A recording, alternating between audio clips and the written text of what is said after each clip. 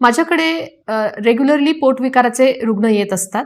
आज मी तुम्हाला गॅस्ट्रायटिस म्हणजे जठराची सूज या आजाराबद्दल जरा माहिती सांगणार आहे, ज्याच्यामध्ये आपण त्या आजाराची लक्षणं काय असतात, त्याच्यामध्ये तपासण्या काय केल्या जातात, काय काय प्रकारचे कॉम्प्लिकेशन्स होतात आणि कुठली ट्रीटमेंट दिल्या जाते याबद्दल जाणून घेणार आहोत.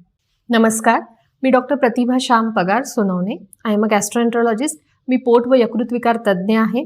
गेल्या 8 वर्षांपासून मी नाशिक येथे प्रॅक्टिस करते आणि केअर एडिसन्स हॉस्पिटल मुंबई नाका येथे माझी ओपीडी आहे.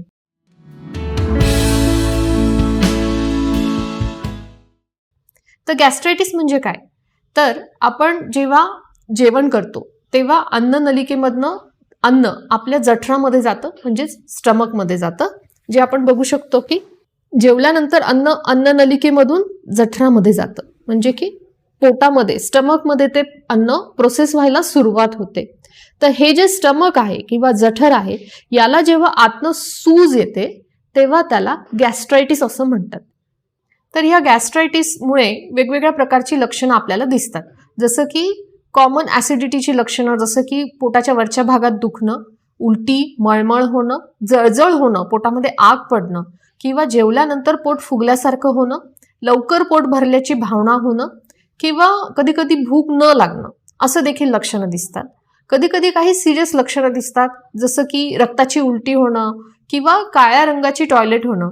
याचा अर्थ आतमध्ये अल्सर होऊन त्या अल्सरमधनं ब्लिडिंग व्हायला सुरुवात झालेली असते, ज्याच्यामुळे रक्ताची उलटी होते किंवा काळ्या रंगाची टॉयलेट होते. ही थोडी सिरियस लक्षणं असतात. तर ह्या गॅस्ट्रायटिसची म्हणजे जठराला सूज येण्याची कारणं कोणती आहेत? महत्त्वाचं कारण असतं पेनक्युलर मेडिसिन. आपल्याकडे बऱ्याचदा छोट्या मोठ्या दुखण्यासाठी मेडिकलवरती जाऊन औषधं घेतल्या जातात, विदाऊट डॉक्टर्स प्रिस्क्रिप्शन मेडिसिन्स घेतल्या जातात आणि ह्याच्यामध्ये प्रामुख्याने हे पेनक्युलर मेडिसिन्स जी आहेत ती कारणीभूत असतात जठराला सूज येण्यासाठी. तर कुठल्याही प्रकारचं पेनक्युलर मेडिसिन तुमच्या पोटाला त्रासदायक आहे आणि खूप गरज असेल तर डॉक्टरांच्या सल्ल्यानेच ते घेतलं पाहिजे. त्याच्यासोबत डॉक्टर जनरली काही आणखीन औषधं देतात ज्याच्यामुळे त्याचे पोटावर साईड इफेक्ट होत नाही. तर अशी पेनक्युलर औषधं घेणं टाळली पाहिजे.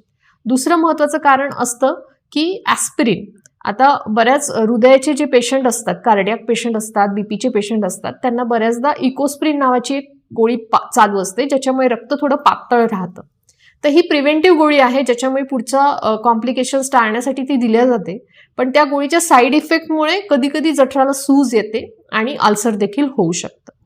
तिसरं महत्त्वाचं कारण असतं एक एच पायलोरी गॅस्ट्रायटिस. एच पायलोरी नावाचा एक बॅक्टेरिया असतो, एक जंतू असतो, जो आपल्या पोटामध्ये जातो आणि त्यामुळे पोटाच्या लायनिंगला सूज येते. त्याला एच पायलोरी गॅस्ट्रायटिस असे म्हणतात. त्यानंतर असतं तंबाखू. तंबाखू वेगवेगळ्या स्वरूपात, म्हणजे की बिडी, सिगरेट, गुटखा की स्मोकिंग या कुठल्याही स्वरूपामध्ये तंबाखूचं सेवन केल्यास त्याच्यामुळे जठराला सूज येऊ शकते. आणि कधी कधी काही रेअर व्हायरल बॅक्टेरियल इन्फेक्शन्समुळे देखील जठराला सूज येते, जसे की फॉर एक्झाम्पल डेंग्यू. डेंग्यूच्या पेशंट्सना बऱ्याचदा जेवण पचत नाही, उलट्या होतात, मळमळ होते आणि हे खूप दिवस चालतं. त्याचं कारण की त्या व्हायरसमुळे जठराला सूज आलेली असते. आणि कधी कधी काही रुग्णांमध्ये आपल्याला एक्झॅक्टली काय कारण आहे ते सापडत नाही, पण गॅस्ट्रायटिसची लक्षणं दिसतात आणि ट्रीटमेंट केल्यावरती रुग्णाला 100% बरं वाटतं. तर असं हे गॅस्ट्रायटिसची मुख्य कारणं आपण डिस्कस केली. आता ह्या आजाराचं निदान कसं होतं?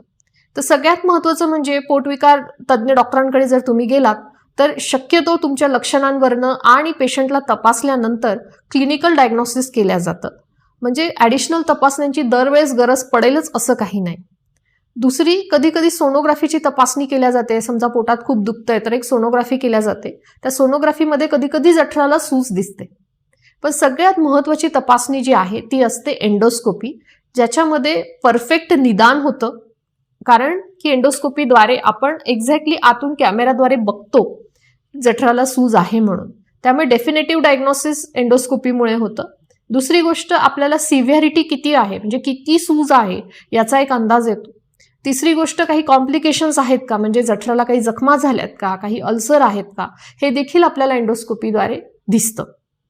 आणि चौथा फायदा असा असतो की समजा जर तुम्हाला रक्ताची उलटी किंवा काळ्या रंगाची टॉयलेट होत असेल, जर ॲक्टिव्ह काही ब्लिडिंग असेल, तर एंडोस्कोपीद्वारे काही ट्रीटमेंट केल्या जाते, ज्याच्यामुळे ती ब्लिडिंग स्टॉप व्हायला मदत होते.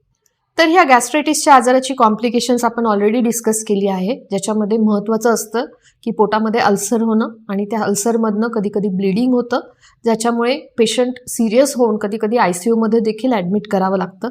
कारण अचानक पेशंटचं BP कमी होतं, हिमोग्लोबिन कमी होतं, त्यामुळे रक्ताची उलटी होणं ही खूप सिरियस गोष्ट आहे. असं काही झाल्यास तुम्ही त्वरित डॉक्टरकडे जाणं गरजेचं असतं. आता हे झालं तपासण्यांचं आणि निदान करण्याचं. त्यानंतर असते ट्रीटमेंट. आता ट्रीटमेंटमध्ये कुठल्याही पोटाच्या आजाराचं महत्त्वाच्या 2 गोष्टी की औषधं आणि डाएट, की कुठले औषधं खावेत आणि कुठलं डाएट फॉलो करावं. तर सगळ्यात महत्त्वाचं, जेव्हा तुम्हाला गॅस्ट्रायटिस असतं तेव्हा तुम्ही तिखट मसाल्याचं खाणं बंद करा किंवा अगदी कमी करा. तेलकट मसालेदार खाल्ल्यामुळे ती जी सूज आहे ती आणखीन वाढत जाते आणि अजूनच त्रास होतो. दुसरं, कुठल्याही प्रकारची पेनकिलर औषधं अजिबात खाऊ नका. पर्टिक्युलरली इकोस्प्रिन नावाची गोळी शक्यतो बंद करता येत नाही, पण जर बंद करणं शक्य असेल तर ती बंद करा. आणि तिसरं म्हणजे डॉक्टरांच्या सल्ल्याने त्याच्यावरची औषधं सुरू करा. त्याच्यामध्ये 2 महत्त्वाची औषधं असतात. एक असतात प्रोटॉन पंप इनिबिटर, ज्याच्यामुळे पोटातलं ॲसिड सिक्रेशन कमी होतं आणि ती सूज कमी व्हायला मदत होते. आणि दुसरं असतात म्युकोझल हिलिंग एजंट नावाचे काही औषधं असतात, ज्याच्यामध्ये सिरप दिलं जातं. त्या सिरपमधले जे औषधं असतात ज्याच्यामुळे आतमध्ये लायनिंगला जी सूज आली किंवा मायनर जखमा आहेत तर त्या भरून निघायला मदत होते. तर ही 2 महत्त्वाची औषधं दिल्या जातात. त्या व्यतिरिक्त पेशंटच्या लक्षणांनुसार कमी जास्त स्वरूपात इतर काही औषधं दिले जातात, जसं की उलटी मळमळ असेल तर त्यासाठी काही औषधं दिल्या जातात. हळूहळू ही सूज जशी कमी होते तसं रुग्णांना बरं वाटतं आणि मग नंतर ही औषधं बंद देखील केल्या जातात. तर असं ह्या गॅस्ट्रायटिसबद्दल तुम्हाला जर काही शंका असतील तर नक्कीच मला विचारा. मी तुमच्या शंकांचं निरसन करण्याचा पूर्ण प्रयत्न करेन. हा व्हिडिओ जर तुम्हाला उपयोगाचा वाटत असेल तर नक्कीच इतरांना शेअर करा आणि माझ्या चॅनलला सबस्क्राईब करा. धन्यवाद.